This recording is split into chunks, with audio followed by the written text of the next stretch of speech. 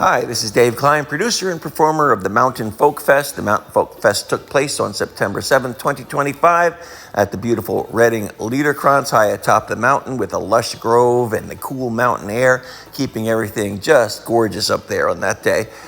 Martha Spencer is going to be interviewed here in a second by me. She is one of the performers that is the real deal, as I like to say, a genuine child of the mountains, part of Virginia's folkloric Crooked Road crew of musicians and artisans. Martha's family goes all the way back to Ireland and is a really perfect example of how the Irish came over and settled along the Appalachian Mountains as the first sort of big barrier that stopped people from expanding west, as it did for other cultures like the Germans and so forth. And there they settled and mingled with each other, and their cultures blended, and their stories before internet and newspapers and such were cautionary tales. They were tales of love. They were tales of romance. They were tales of murder and mayhem. They were uplifting fiddle tunes that you could dance to, because that's what there was, music.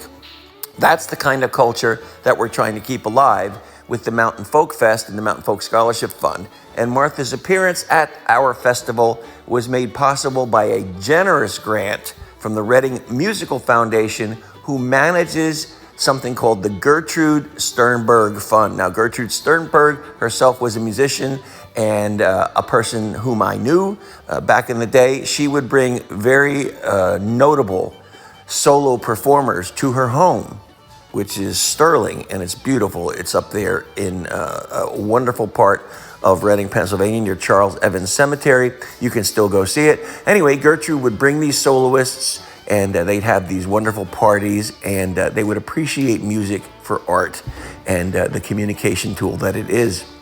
So the Reading Musical Foundation, when Gertrude Sternbergh passed away, now manages the fund that Gertrude left behind so that people in perpetuity could share her dream and her goal of sharing talent and culture with people. That's what funded Martha Spencer's trip up to Pennsylvania from Virginia. And we thank the Reading Musical Foundation, and God bless you, Gertrude Sternbergh, and your memory for that. Let's talk with Martha Spencer now, and then let's hear a little bit of her music. One example would be old-time fiddle type tune with the banjo, and then after that you'll hear her sing a gorgeous mountain ballad.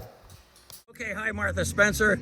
Got a big road trip going on in September. I'm glad you're with us today at the Mountain Folk Fest. Thanks so much for having me. We've had a great time. So you are what I call the real deal, a daughter of the Appalachian Mountains and all that country and folk and bluegrass and old time, and dare I even say hillbilly music that goes along with it.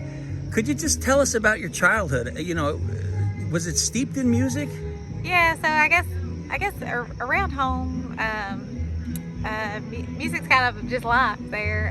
I grew up, like I said, my dad was an old-time fiddle player, Thornton Spencer, and my mom, Emily Spencer, plays the banjo and sings, and had a lot of cousins making instruments and playing and singing, and my uncle also made instruments. So just so many people in the community. It's just kind of one of those I guess parts of the culture where it's just passed down in communities and families. So, you know, there would be a lot of jam sessions, a lot of mountain dances. So my parents would take me around since I was in diapers while they played, and little dances. That's how I learned how to dance. I never took lessons. I just was around it. Around it all the time. Yeah, and around the house we'd always, you know, there'd be people picking or visiting, picking, and so just, yeah, I think music's home, and it's like a family. And but also with traveling, you know, I guess it's like you get to, like, even all these festivals, sort of, you know, it's a very familial thing, I think, that kind of brings us all together.